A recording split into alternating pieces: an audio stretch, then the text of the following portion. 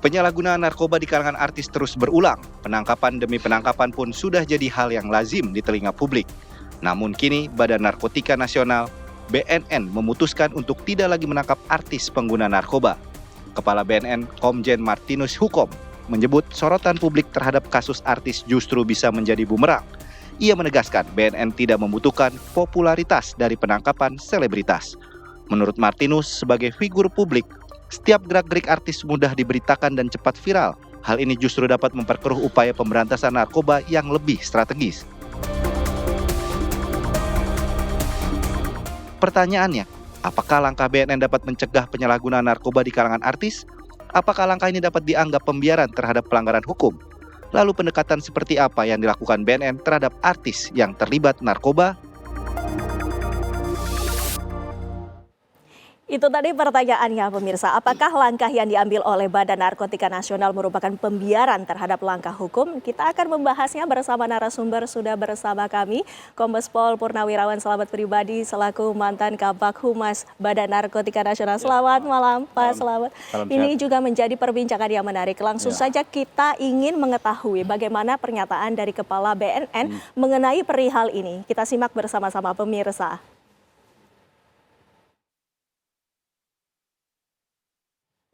Ini adalah pernyataan dari Kepala BNN di Martinus Hukom yang menyatakan bahwa memang BNN sejak era saya larang untuk menangkap artis, saya larang keras sekali. Kalau ada yang menangkap artis keras sekali, saya marah.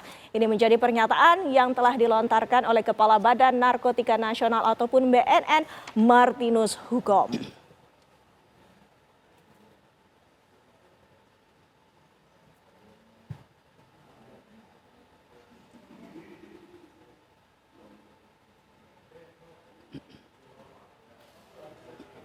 Langsung saja kita tanyakan, Pak Selamat, tadi kita sama-sama melihat bagaimana pernyataannya. Seperti apa Anda memaknai pernyataan tersebut? Oh, Kepala BNN betul. Saya bukan membela Kepala BNN. Ya. Karena artis itu rata-rata adalah hanya seorang pengguna. Terutama untuk diri sendiri, bukan untuk orang lain. Beda lagi kalau artis itu pengguna, kemudian stoknya agak besar, nah itu mungkin bukan lagi pengguna, tetapi juga menjadi pengedar. Karena BNN itu ada klasifikasi penanganan perkara. Dalam kelas besar itu tentu Badan Narkotika Nasional.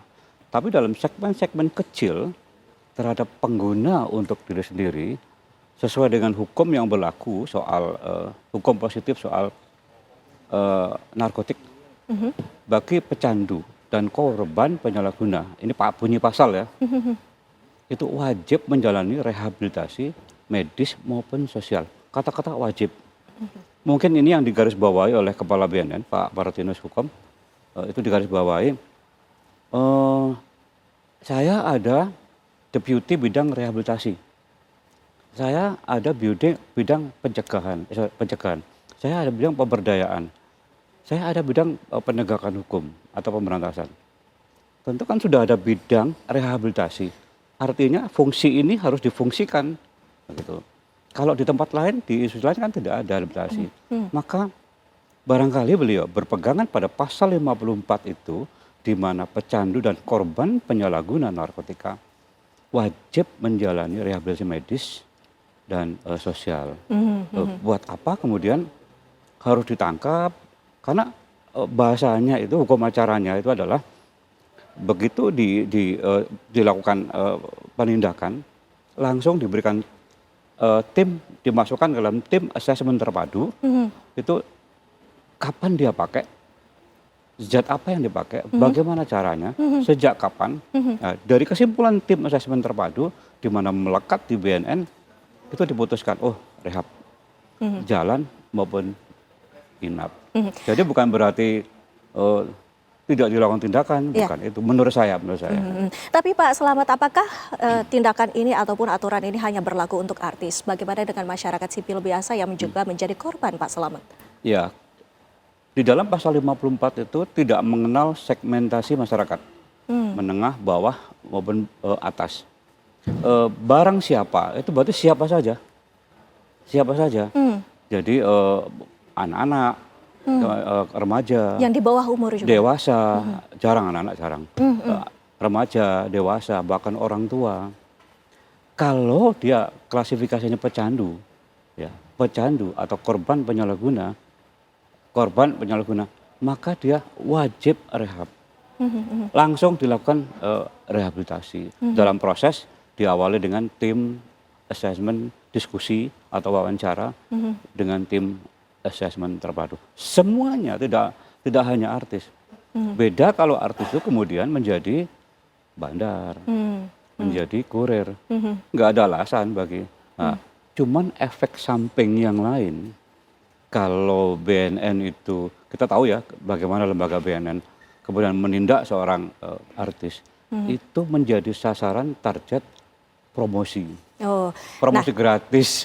ini juga yang menjadi Ya. hal yang menarik. Kita langsung tanyakan, sudah terhubung bersama kami juga Mas Jerry Aurum yang merupakan public figure sekaligus fotografer yang juga pernah tersangkut kasus narkoba. Mas Jerry, selamat malam. Selamat malam. Ya, Mas Jerry, kami ingin mengetahui bagaimana pendapat Anda terlebih dahulu juga sebagai pengalaman. Ini adanya pernyataan dari Kepala BNN bahwa artis yang terkena ataupun kasus penyalahgunaan narkoba ini tidak akan ditangkap. Menurut Anda seperti apa? Ya, selamat malam Pak. Selamat malam Windy. Ya, malam.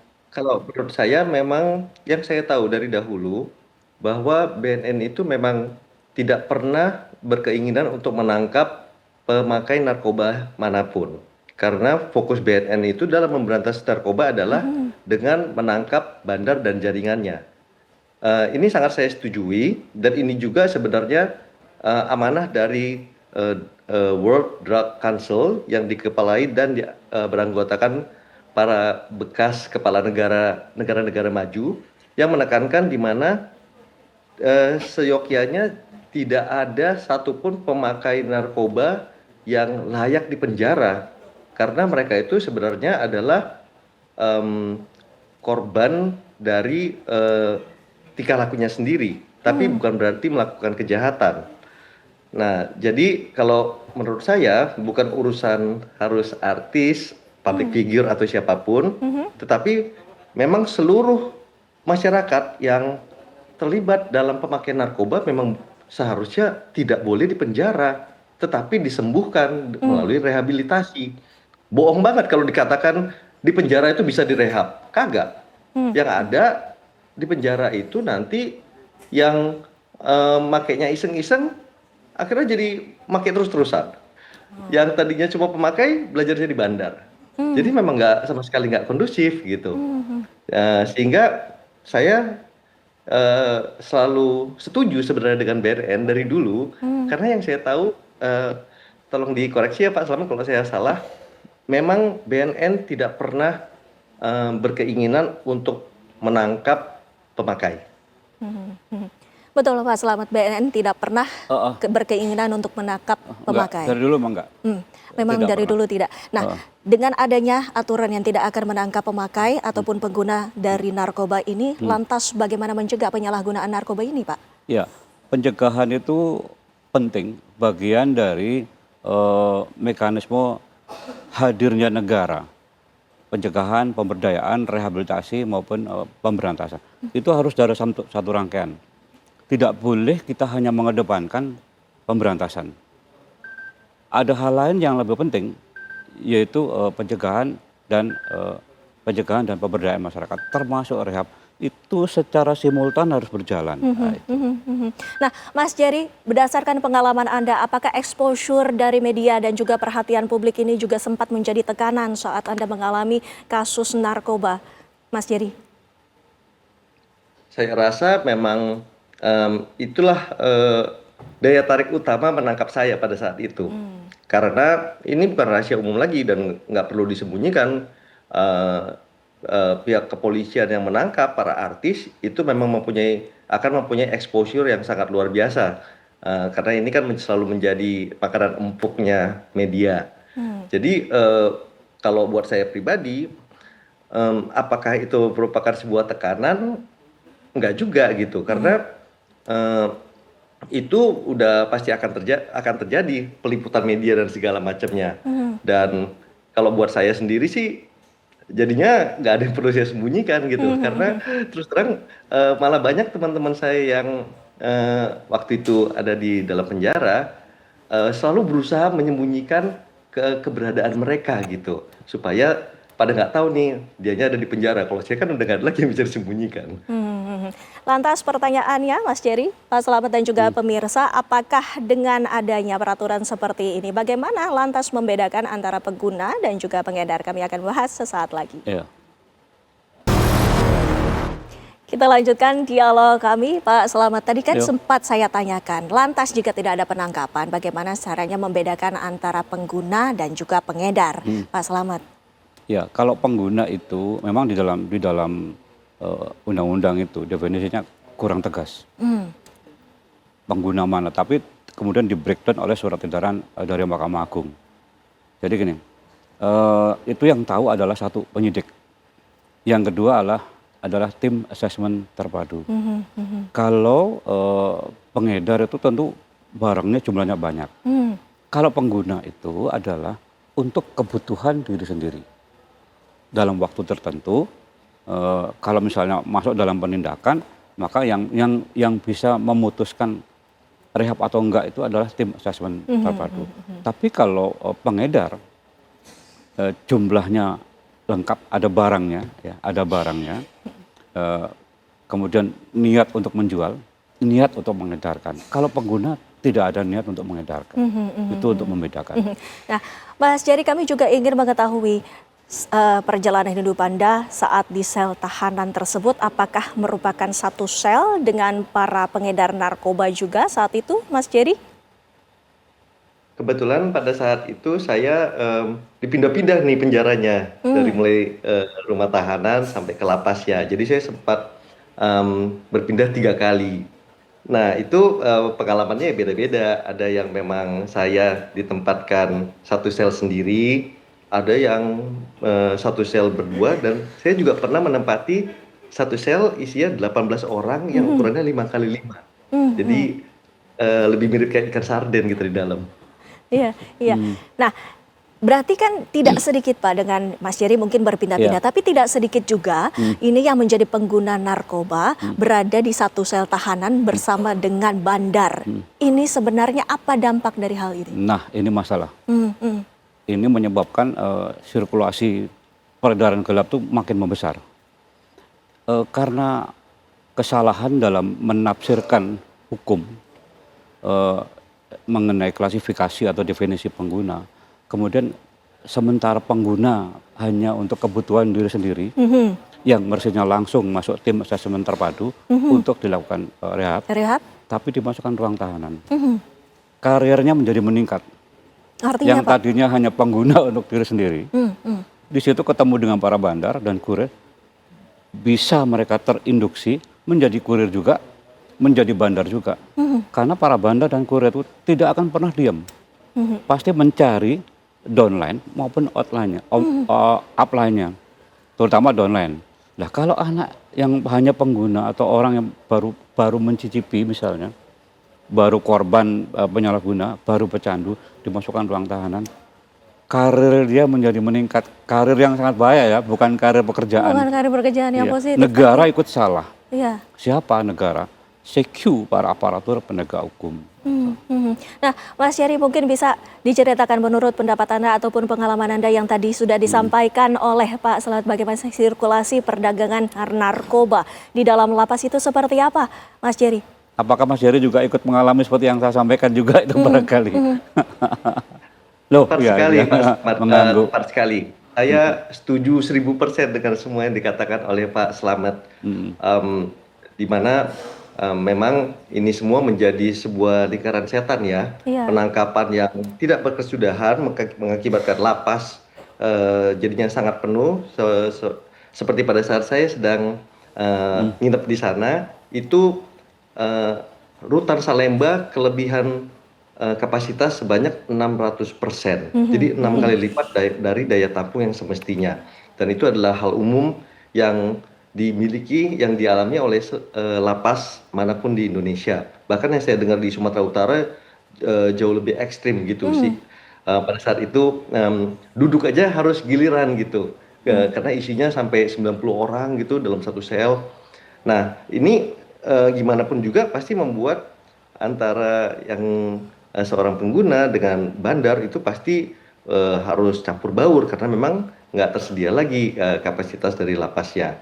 Dan itu benar sekali yang saya tadi katakan juga Pak Slamet bahwa yang tadinya pemakai belajar jadi pengguna gitu. Menjadi bandar. Yang tadinya cuma pakai iseng-iseng jadi pecandu berat. Itu bukan hal yang aneh. Malah bisa dikatakan sebagian besar menjadi seperti itu. Bahkan yang nggak pakai narkoba aja bisa jadi ikut-ikutan make gitu.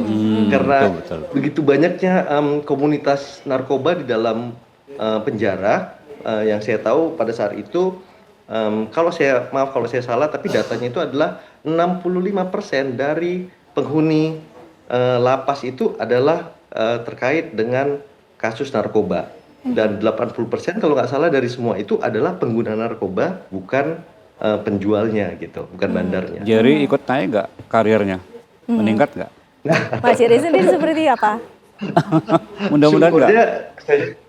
Syukurnya saya punya keahlian Pak, sehingga nggak pernah kepikiran. Tapi saya bisa katakan, terutama untuk para pemakai yang katakanlah bukan dari ekonomi yang berkecukupan atau tidak mempunyai edukasi, dan itu adalah sebagian besar ya yang saya lihat di dalam penjara itu mereka teredukasi dengan sendirinya karena mereka nggak pernah mendapatkan pengajaran apapun juga gitu. Rata-rata tamatan SD, tamatan SMP gitu ya. Jadi otomatis akan sangat gampang terekrut untuk menjadi bagian dari jaringan bandar narkoba. Dan selain itu seringkali pula begitu mereka keluar, mereka betul-betul nggak tahu lagi bagaimana caranya mencari makan. Karena mempenjarakan seseorang itu bisa, apalagi bertahun-tahun, saya malah dikenakan vonis pertama 11 tahun sebagai pemakai. Saya pegang rekor langsung di Salemba waktu itu. Sebelum akhirnya saya banding, akhirnya turun jadi 7 tahun. Nah, yang ingin saya katakan adalah seringkali setelah mereka keluar itu mereka betul-betul nggak tahu lagi mesti ngapain.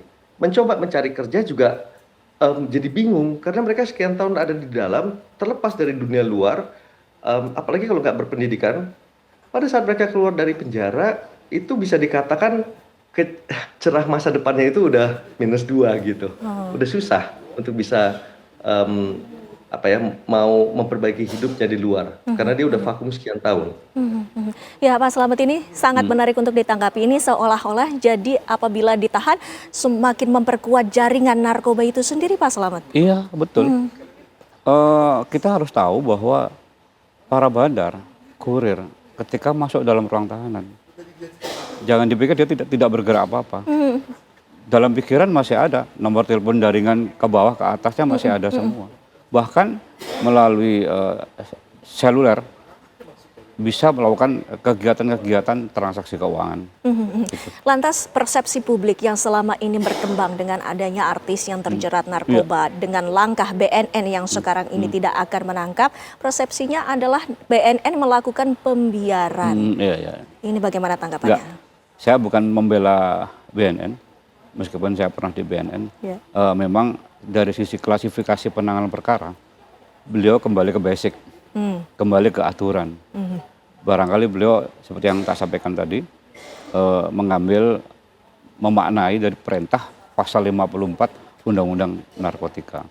Pecandu dan korban penyalahguna wajib rehab medis maupun rehab sosial.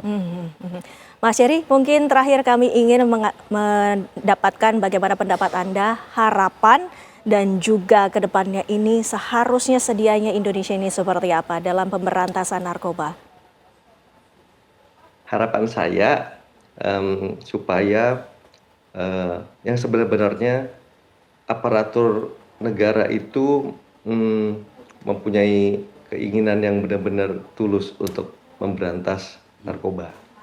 Kalau memang mau dilakukan, itu sangat mungkin sekali diturunkan jauh sekali angka pemakaian ataupun penjualan narkoba di Indonesia bila memang itu tujuannya.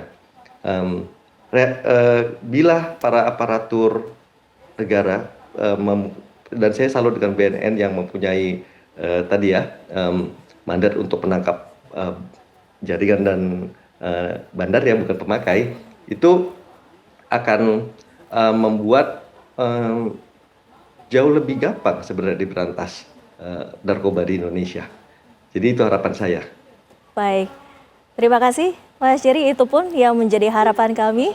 Terima kasih juga Pak, Oke, selamat terima kasih. waktunya bersama Sama-sama. kami di Apa Kabar Indonesia Malam.